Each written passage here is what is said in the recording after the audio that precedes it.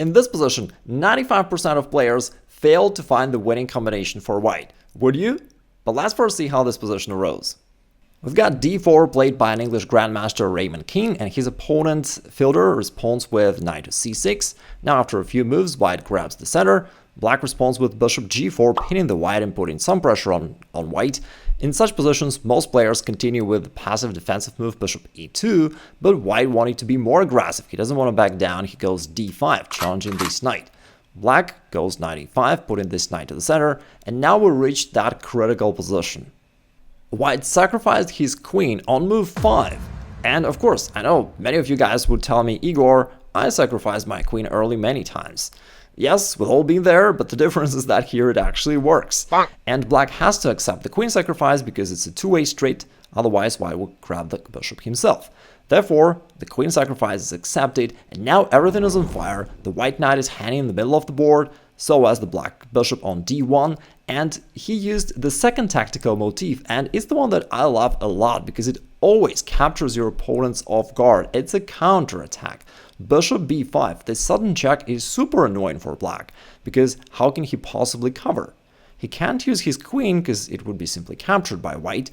White is attacking the square twice, therefore c6 was played to block the check, and now when everything is attacking everything, white captures this pawn on c6. Now, the position is still extremely intense, white is still down a queen, but what can black do? The issue is this bishop on b5 is sitting in an ambush, getting ready to deliver this final shot, and black needs to be extremely careful. If black plays any random move, let's say captures this knight on e5, which he didn't in the game, that would lose to this discovered attack, another fancy tactic. Now the only move for black to cover from this check would be to use his queen. And now it looks like this rook suddenly betrayed black and decided to switch sides with this checkmate. In the actual game, black found a way to fight back with queen to a5 with a double attack. Now the only move for white is knight to c3 because not only it covers his king, but also protects his bishop. And now black is facing the very same issue, this discovered check coming from the bishop, sitting in an ambush, our favorite sniper chess piece, and black decided to simplify matters by capturing here on c6. And now after bishop takes, we've got another, probably the most common chess tactical pattern, a double attack, or also a fork.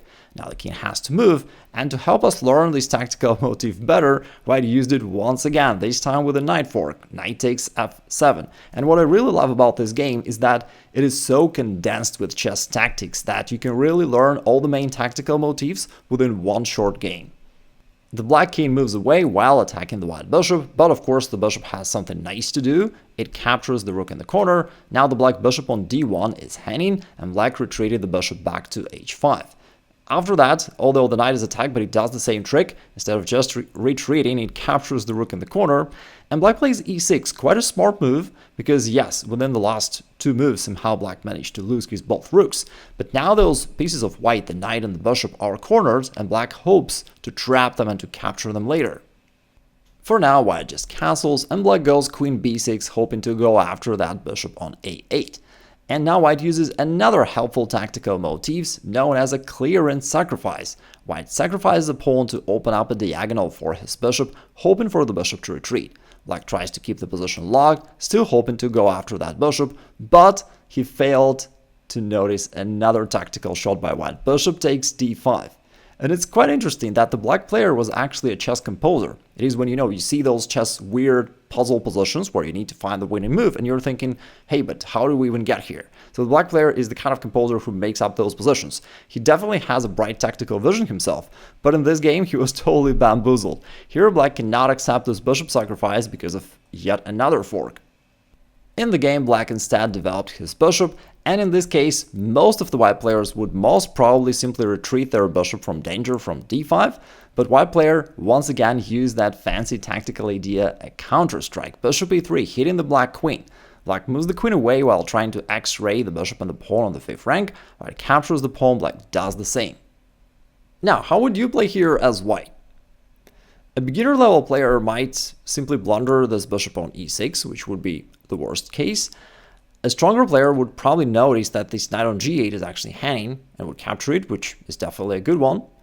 An even stronger player would also notice that there is knight to d5 check with this double attack, which is also an interesting opportunity for white to explore a counterattack that we talked about before.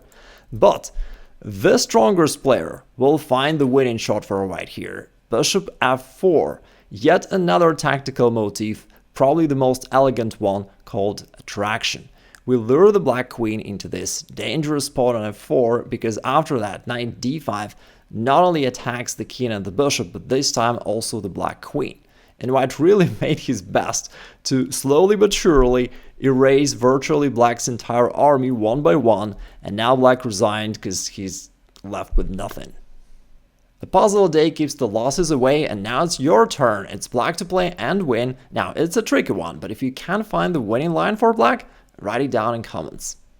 If you want to see how all these tactical attacking ideas feed into one practical system that you can actually use in your games, I've prepared a free masterclass about it up there, and also the link is in the description. And if you want to use the best aggressive opening for white where you actually can use all these tactical ideas, watch this video next.